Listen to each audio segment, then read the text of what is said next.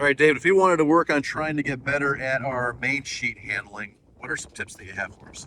Yeah, what we see with a lot of beginner new sailors to the boat is they haven't had time to really develop a good main sheet technique. So what we see them doing is actually doing.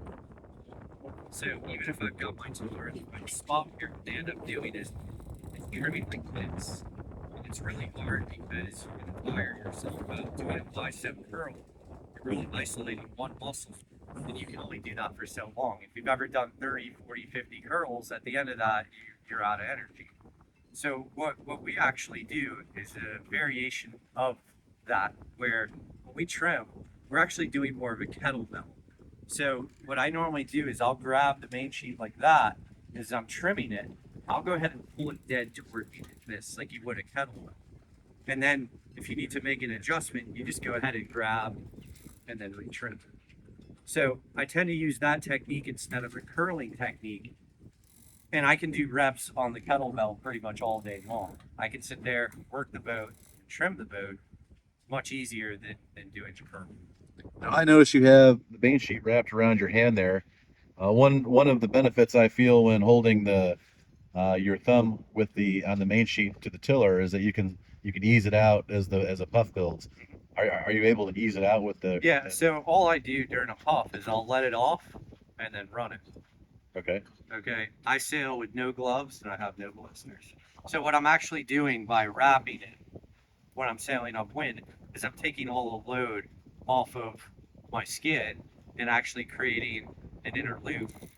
So the line itself is almost pleated on my hand as I'm trimming. Interesting. So with this, I mean, there's almost no. I'm not fighting my grip. I don't have to squeeze. So I'm really relaxed, and I can use my entire body to trim versus having to really use your hand or your bicep. This is tiring. That's how most people do it. Interesting. Okay. So when you're doing this, you can see it's still effective, All right. but you're using a lot more energy to do the same thing. Mm-hmm. By doing this, and if I ever need to ease, I just put it right back to the other two. But I tend to stay away from this. All right. Any other thoughts on main sheet handling? Um, Pretty much you've got to learn to use both your front hand and your tiller hand to trim.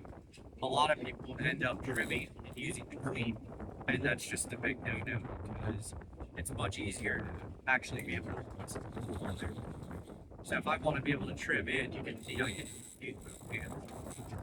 Right. Right. That's And coming around where mark big cheese 50 feet long. So if you're cleaning or cleaning, there's no way you're going to be able to even round the word mark without the main loop. You've got to develop a technique where you're using both your front hand and your tiller hand to trim the same. Just to show you here. Yeah, yeah. So just to show you how much scope we can take in super fast with this technique, I'm going to do it. You don't want to be wrapped way to the ground. You ready here? So this is in full speed, trimming the main sheet. Typically coming around the leeward mark, we'll actually stand up and then I'll finish out. We'll do that one on the water too. I'll finish out using that and then I'll get into my upwind actual trimming technique. okay.